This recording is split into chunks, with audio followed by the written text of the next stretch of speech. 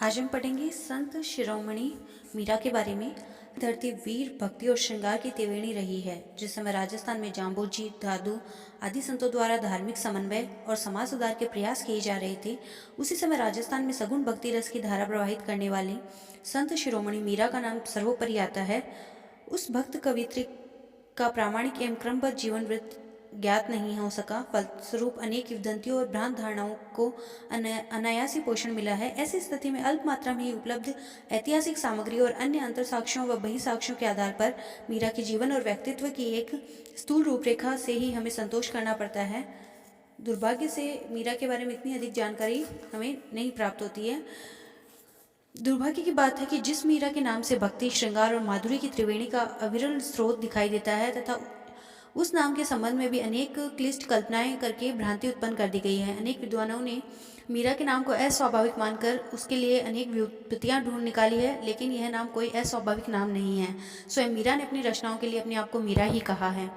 मीरा के नाम की भांति उनका जन्म तिथि भी विवादास्पद है। आचार्य रामचंद्र शुक्ल ने मीरा का जन्म विक्रम संवत 1573 माना है, जबकि नरोत्तम दास स्वामी मीरा का जन्म विक्रम संवत 1555 और 1561 के बीच मानते हैं। डॉक्टर हीरालाल माहेश्वरी मीरा का जीवन काल विक्रम संवत 1555 से 1603 के बीच मानते हैं। मीरा के कुछ पदों के आधार पर अनुमान लगाया जाता है कि मीरा कबीर, तुलसीदास और अकबर की समकालीन थी, किंतु कबीर के जन्म और अकबर की मृत्यु के बीच 200 वर्षों से भी अधिक समय के अंतराल होने से यह सत्य प्रतीत नहीं होता है। डॉक्टर पेमाराम ने मेड़तिया राठौड़ों के कुल गुरुओं की बहियों के आधार पर मीरा का समय 1555 विक्रम संवत से 1604 विक्रम संवत निर्धारित किया है, जो ईसवी शताब्दी के अनुसार 1498 से 1574 ईस्वी है, जो हमें अधिक युक्ति संगत प्रतीत होता है। मीरा के जीवन परिचय, उनके बाल्यकाल, उनका विवाह। तो मीरा जो थी, मीरा मेड़ता के राठौर राव दूधा के पुत्र राव रतन सिंह की इकलौती पुत्री थी। मीरा का जन्म मेड़ता से लगभग 21 मील दूर कुड़की नामक गांव में हुआ था। मीरा की अल्पायु में ही माँ की मृत्यु हो चुकी थी, अतः राव दूधा ने मेड़ता में उनका लालन पोषण किया। राव दूधा कृष्ण भक्त थे और परिवार के अन्य सदस्य भी वैष्णव धर्म के अनुयायी थे, अतः मीरा को घरेलू वातावरण ही भक्तिमय प्राप्त हुआ। राव दूधा ने गुज्जर गौड़ विद्वान पंडित गजाधर को मीरा का शिक्षक नियुक्त किया। पंडित गजाधर पाठ पूजन के अलावा मीरा को भिन्न भिन्न कथा, पुराण, स्मृतियां आदि सुनाया करते थे। फलस्वरूप कुशाग्र बुद्धि वाली मीरा थोड़े ही वर्षों में पूर्ण विदुषी हो गई। 1515 में राव दूधा की मृत्यु के बाद वीरमदेव मेड़ता का शासक हुआ, जिसने अपनी भतीजी मीरा का विवाह 1516 ईस्वी में मेवाड़ के महाराणा सांगा के ज्येष्ठ पुत्र भोजराज के साथ कर दिया। दुर्भाग्य से विवाह के 7 वर्ष बाद ही मीरा के पति की मृत्यु हो गई और मीरा का लौकिक जीवन सुख सुहाग से वंचित हो गया। इसी भीषण आघात से मीरा का मन संसार से उठ गया और वह अपना अधिकांश समय सत्संग और भजन कीर्तन में व्यतीत करने लगी। इसके कुछ समय बाद खानवा के युद्ध में उसके पिता रतन सिंह मारे गए और बाद में उसके ससुर महाराणा सांगा का भी देहांत हो गया। उसके चाचा वीरमदेव को मालदेव ने पराजित कर दिया और मेड़ता से भगा दिया। अतः मीरा को न तो ससुराल में कोई सहारा था और न ही पीहर में।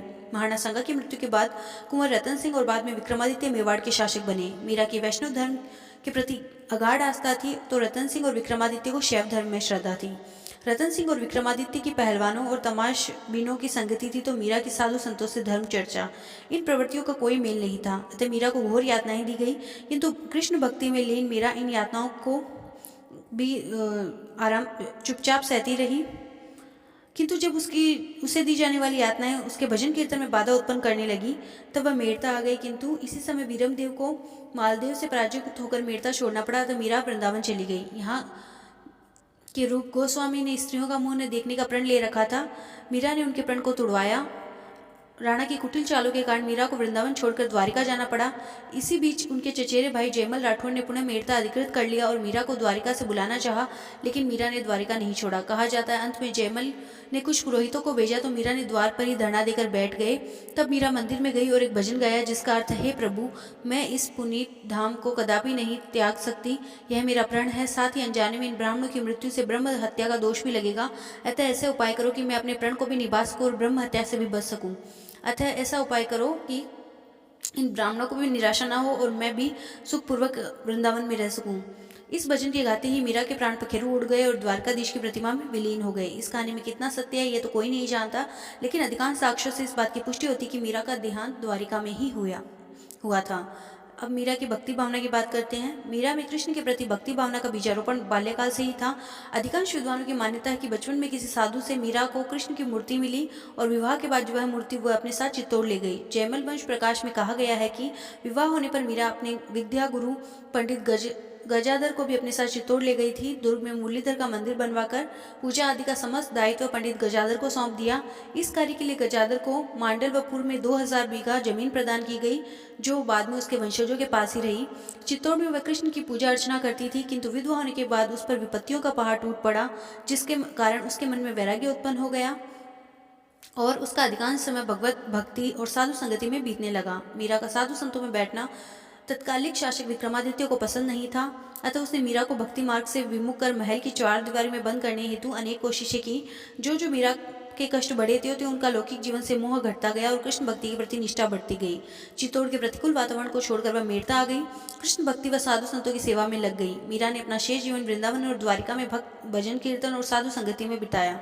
इस प्रकार मीरा को कृष्ण भक्ति जो थी वो निरंतर उसकी बढ़ती ही जा रही थी, दृढ़ होती जा रही थी और वृंदावन और द्वारका पहुंचने तक तो वो कृष्ण को अपना पति ही स्वीकार कर चुकी थी।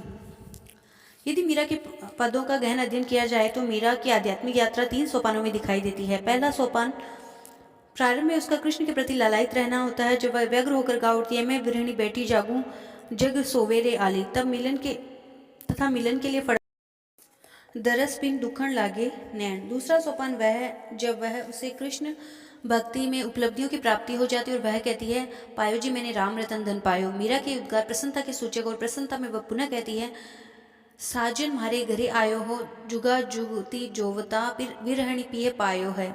तीसरा और अंतिम सोपान जब उसे आत्मबोध हो जाता है, असवन जल सिंच सिंच प्रेम बेल बोई, अब तो बेल फैल गई है आनंद फल हुई। साधु भक्ति के साथ साथ मीरा ने कृष्ण भक्ति की भी चरम सीमा पे पहुंच जाती है। तब वह बोलती है, मेरे तो गिरधर गोपाल दूसरा न कोई। मीरा अपने प्रियतम से मिलकर एकाकार हो गई है। भक्ति ईश्वर के प्रति प्रेम रूपा है और प्रेम रूपा भक्ति को प्राप्त करने के बाद किसी वस्तु की इच्छा नहीं रहती, न शोक रहता है, न द्वेष रहता है और जिसे प्राप्त कर मनुष्य उन्मत्त ही हो जाता है। मीरा ने वही पा लिया और मीरा की भक्ति चरम सीमा पर पहुंच गई थी। नारी संतों में ईश्वर प्राप्ति हेतु लगी रहने वाली साधिकाओं में मीरा प्रमुख है। उसका भक्ति से ओतप्रोत साहित्य अन्य भक्तों का भी मार्गदर्शक है। मीरा के काव्य में सांसारिक बंधनों का त्याग, ईश्वर के प्रति पूर्ण समर्पण भाव मिलता है। उसकी दृष्टि में सुख, वैभव, सम्मान, उच्च पद आदि मिथ्या है। यदि कोई सत्य है तो वह गिरधर गोपाल। कृष्ण को वह परमात्मा और अविनाशी मानती है। उसकी भक्ति में ढोंग, आडंबर और मिथ्या मान्यताएं दिखाई नहीं देती, बल्कि भक्ति का सरलतम मार्ग स्मरण, नृत्य और गायन थे। मीरा ने ज्ञान पर उतना बल नहीं दिया जितना भावना और श्रद्धा पर। मीरा का काल वह समय था जबकि हिंदू मुस्लिम संस्कृतियों का संघर्ष, धार्मिक कट्टरता और सांप्रदायिकता पनप रही थी। लेकिन मीरा ने सांप्रदायिकता की संकुचित मनोवृत्ति को कभी स्वीकार नहीं किया। इसलिए उसने वल्लभ संप्रदाय के अनुयायियों से सत्संग तो किया, किंतु आचार्य जी महाप्रभु की सेविका नहीं बनी। उसने ज्ञानी और योगियों से चर्चा तो की, किंतु जोगी होता जुगत डाली उलट जन्म से फांसी को भी वह नहीं भूली। जीव गोस्वामी के पौरुष को ब्रज भाव के नारित्व से तो रंगा, किंतु स्वयं कृष्ण की दासी ही रही। वह किसी संप्रदाय विशेष के घेरे में बंद नहीं रही। डॉक्टर भगवान दास तिवारी के अनुसार मीरा का भक्ति मार्ग सांप्रदायिक पाखंड नहीं था, बल्कि वह सांप्रदायिक पगडंडी न होकर स्वतंत्र राजमार्ग पर चली। उसके विचार अतीत और वर्तमान से संबंधित होकर भी मौलिक थे, परंपरा समर्थित होकर भी पूर्णतः स्वतंत्र थे, व्यापक होकर भी सर्वथा व्यक्तिनिष्ठ थे। मीरा की भक्ति सगुण थी और निर्गुण। इस संबंध में विद्वान भेद करते हैं, मतभेद प्रकट होता है।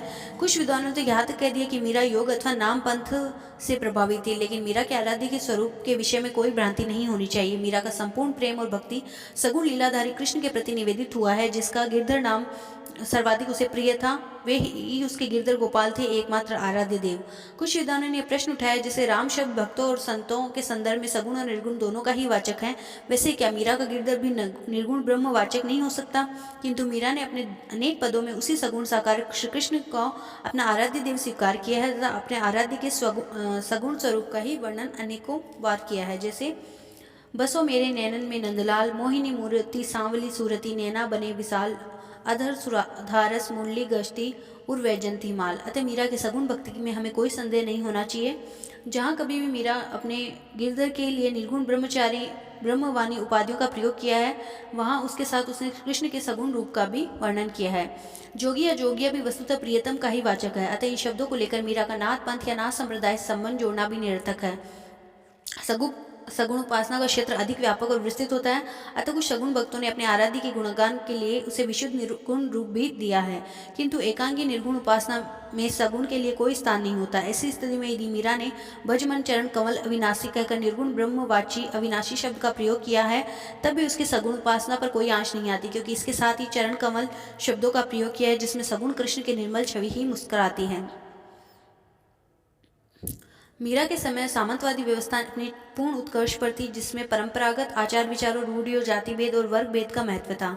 ऐसी अवस्था में व्यक्तिगत स्वतंत्रता, समानता और नारी के समानाधिकार आदि मूल्यों का कोई स्थान नहीं था। इस प्रचलित व्यवस्था के विरुद्ध मीरा ने विद्रोह का शंखनाद किया, जो जन संस्कृति की उत्कर्ष मूलक चेतना का प्रमाण था। अपने विद्रोही स्वर में मीरा ने कहा है, चोरी करूं न मार्गी, नहीं मैं करूं काज, पुण्य के मार्ग चालता एक झक मारो संसार। इसमें झक मारो संसार की अनीति व्यवस्था के विरुद्ध व्यक्तिगत स्वतंत्रता का सुर कितनी तीव्रता से फूटता है। वस्तुतः मीरा की काव्य चेतना सामंती परिवेश में पलकर भी लोक धरातल पर विकसित हुई। बस राजकुल में जन्म लेकर और राजकुल की वधू होकर भी मीरा का जीवन अंतपुर के एक प्रकोष्ठ में ही बंधा नहीं रहा, बल्कि अपनी व्यापक प्रेमानुभूति और भक्ति भावना के कारण उसका व्यक्तित्व अविनाशी लोक के साथ एक रूप हो गया। 16वीं शताब्दी में भक्ति की जिस सरिता का उद्गम मीरा ने किया, आज भी वह धारा प्रवाहित हो रही है। मीरा दासी संप्रदाय। Encyclopedia of religion and ethics में मीरा के संप्रदाय का उल्लेख मिलता है कि विशेषकर स्त्रियों ने कृष्ण के बाल रूप की आराधना पद्धति व्यापक रूप से प्रचलित हुई। H.H. विल्सन और डॉक्टर गोपीनाथ शर्मा ने भी इस संप्रदाय का उल्लेख किया है, किंतु वास्तविकता यह है कि प्रेम रस में डूबी मीरा को इतना अवकाश भी नहीं मिला कि कोई संप्रदाय स्थापित करती या शिष्य मंडली बनाकर शक्ति और साधना का उपदेश देती। यदि मीरा संप्रदाय कोई होता तो उसके दर्शन की अब तक अनेक व्याख्याएं और टीकाएं भी हो गई होती, लेकिन ऐसा नहीं हुआ। हाँ, अवश्य कहा जा सकता है कि मीरा ने राजस्थान में अनेक राजकुमारी और राजकुमारों को भक्ति मार्ग पर चलने की प्रेरणा दी थी। इनमें ईडर के अखिराज, बीकानेर के पृथ्वीराज, जयपुर के जयसिंह, प्रताप सिंह, किशनगढ़ के सावंत सिंह, नागरीदास और राजकुमारियों में पृथ्वीराज की पत्नी रानावती, सावंत सिंह की प्रेयसी रसिक बिहारी व उनकी बहन सुंदर कंवरी, मारवाड़ की किंचनी आदि प्रमुख है। मीरा की भक्ति का विषय स्त्रियों पर विशेष प्रभाव था, जो मीरा से प्रेरणा ग्रहण करते हुए कृष्ण के प्रति श्रद्धा रखती थी, मीरा की जैसी श्रद्धा रखती थी। जैसा कि डॉक्टर गोपीनाथ शर्मा ने लिखा है कि मीरा को पथ प्रदर्शिका स्वीकार करते हुए, मीरा जैसे ही वस्त्र धारण करते हुए कृष्ण के प्रति वैसा ही माधुर्य संबंध रखने वाली ब्राह्मण एवं अन्य जातियों की विधवा स्त्रियां मेवाड़ में आज भी विद्यमान है, जो जनसाधारण द्वारा प्रदत्त दान और दैनिक भोजन सामग्री पर, जो कि उन्हें मेवाड़ राज्य के दान कोष से दी जाती थी, अपना जीवन निर्वाह करती है। मीरा ने अनेक पदों की रचना की। उनके द्वारा रचित अनेक ग्रंथ भी बताए जाते हैं, लेकिन वे ग्रंथ मीरा द्वारा रचित है अथवा नहीं, इसमें भी विद्वानों में मतभेद है। महादेवी वर्मा के अनुसार मीरा के पद विश्व के भक्ति साहित्य के रत्न हैं।